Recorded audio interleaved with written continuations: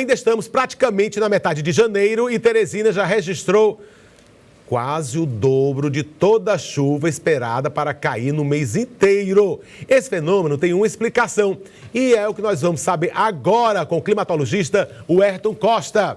Olá, Werton, bom dia. Mais uma vez aqui conosco no Cidade Viva. É um prazer te receber, meu irmão. Bom dia, Laércio. O prazer é todo nosso aqui na Universidade Estadual, viu? Sempre contribuindo com o programa na informação de qualidade que orienta o cidadão. A gente vai chegar nesse assunto que a gente vai abordar agora, né? Sobre esse fenômeno que está acontecendo nessa região, chuvas fora de época, desde os meses do BR-Obró e tudo mais. Mas vamos falar do termo geral da Terra, né? Porque todo mundo se sabe que a mudança no aquecimento global está por conta das nossas atitudes, né? Mas também tem outra história que a Terra, há poucos dias, saiu um pouco do eixo, a Lua afastou mais um pouco, mudou o rotatório da Lua, o Sol está se afastando. Sei que é imperceptível para a nossa geração por tempo que a gente passa aqui na Terra. Mas essas mudanças são comuns em relação a todo o tempo da Terra, que a Terra é antiga, meu amigo. São bilhões de anos aí que a Terra vem se mexendo, vem se moldando e sempre se adaptando aí. Onde era mar é sertão, onde é sertão era mar, enfim. A gente está passando, está dando para a gente perceber, enxergar, assim, essa mudança que a Terra está acontecendo?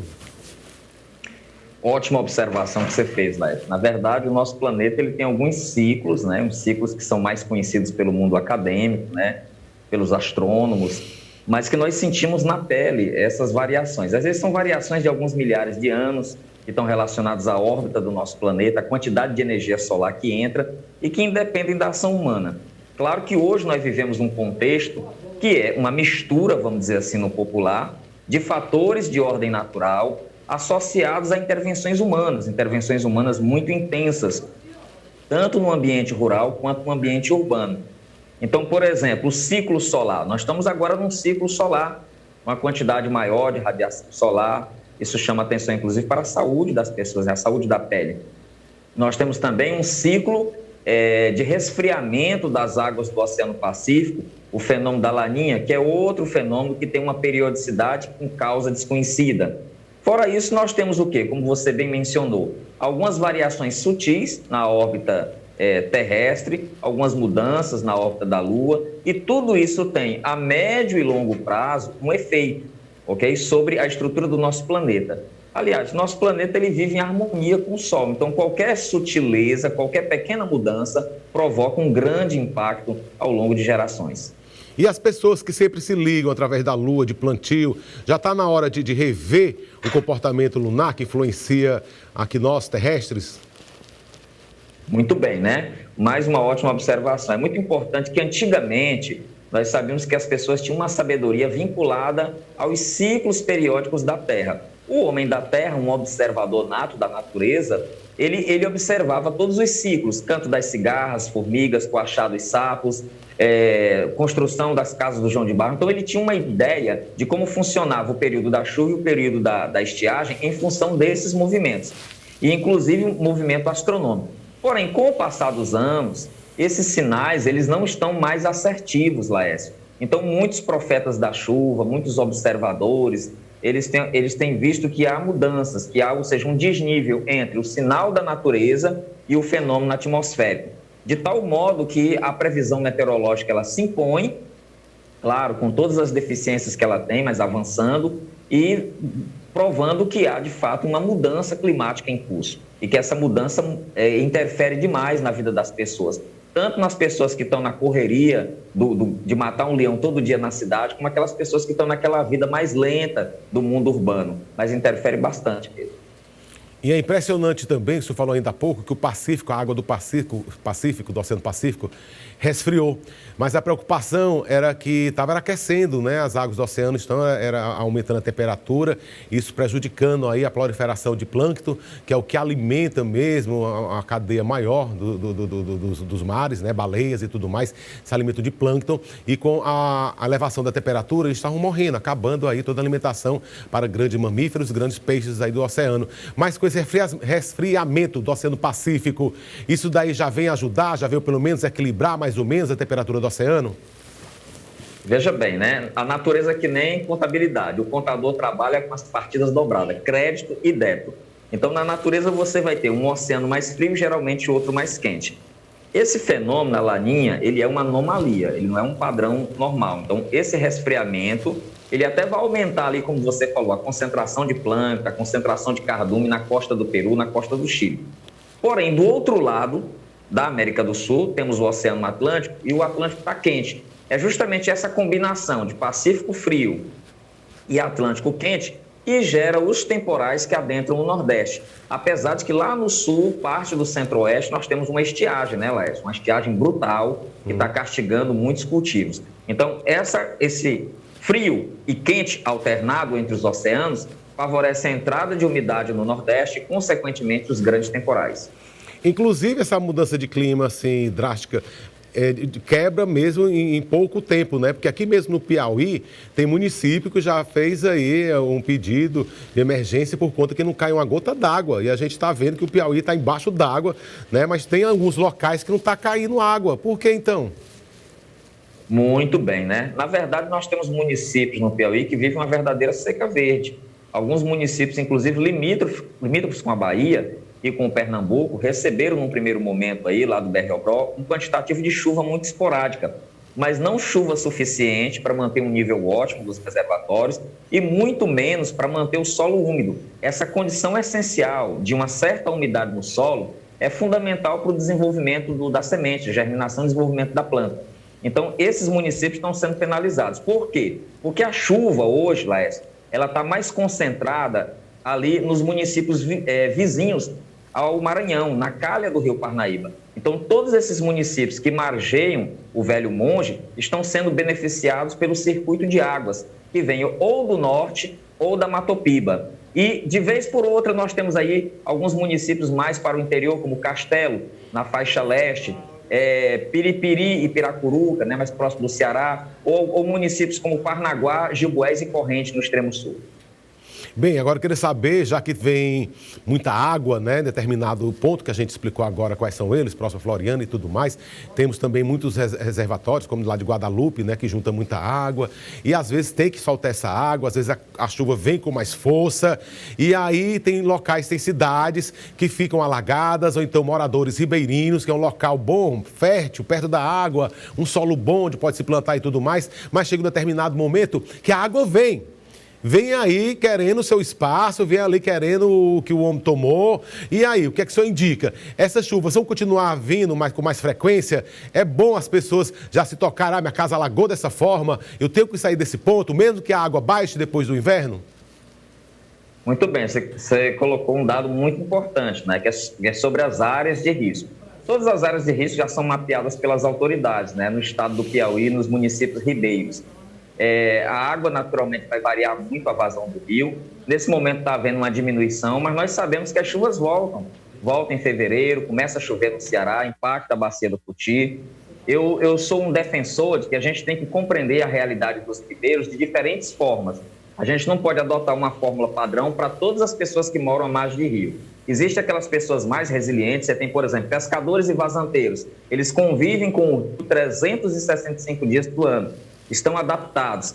Já existem comunidades que são mais vítimas da inércia dos governantes, da ausência de um projeto de drenagem efetivo. Então, cada caso tem que ser visto na sua particularidade para a gente não nivelar. O fato é que a chuva vem e é necessário que o poder público tome as suas iniciativas, que a sociedade se conscientize do risco, que os agentes privados também sejam diligentes nos seus investimentos, porque boa parte dos problemas, por exemplo, o caso da capital que nós vivemos, é associado, por exemplo, a um grande desrespeito pelo caminho das águas.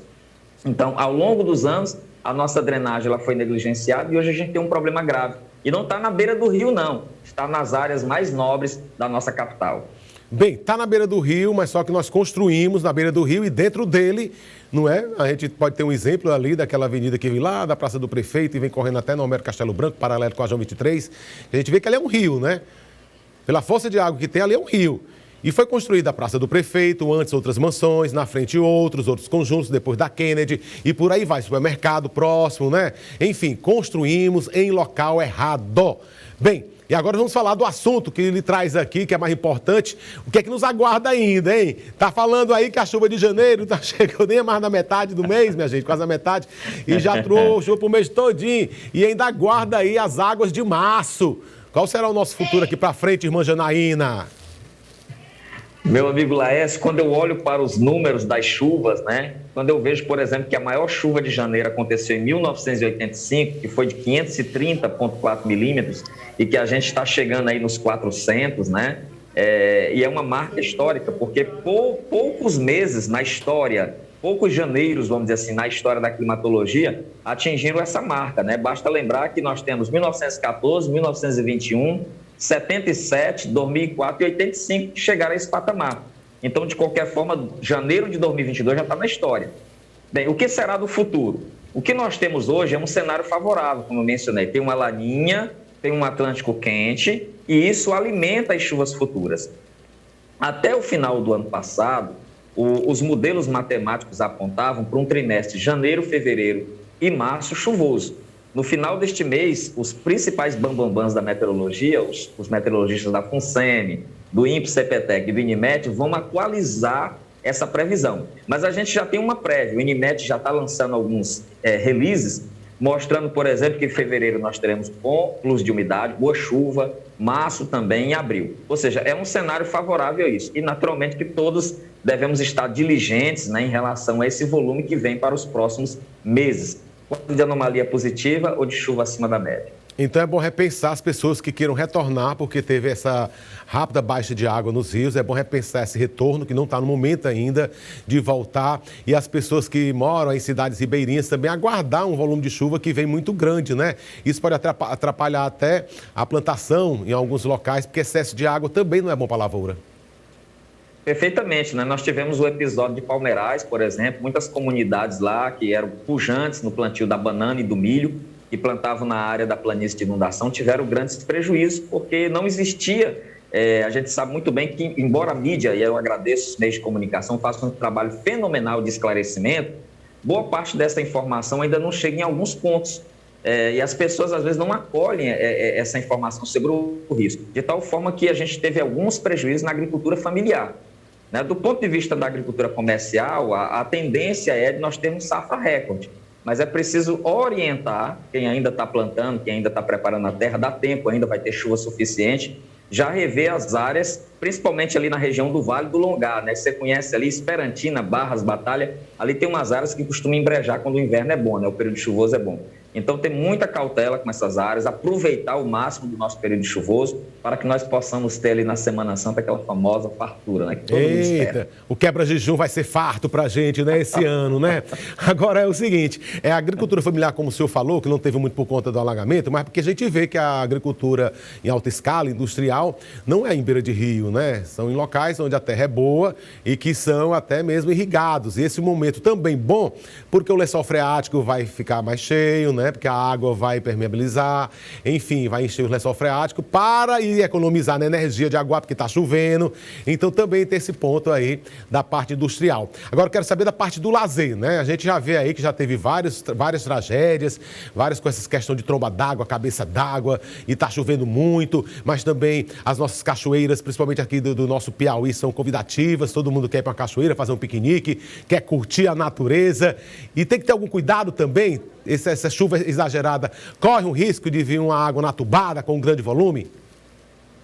Exatamente, né? Hoje nós temos um circuito de cachoeiras no estado do Piauí. Algumas dessas cachoeiras são mais organizadas. Eu sinto, por exemplo, a cachoeira de Santo Antônio de São Félix, tem aí as cachoeiras de Alto Longar, de Campo Maior, mas as pessoas têm que ter uma cautela. Que cautela é essa? Avançou o temporal, você sabe que a montante na parte mais alta da cachoeira, os divisores de água, ou seja, a drenagem natural, vai convergir toda a água para o canal do rio ou do riacho que alimenta a cachoeira. E aí é o risco do famoso fenômeno da cabeça d'água.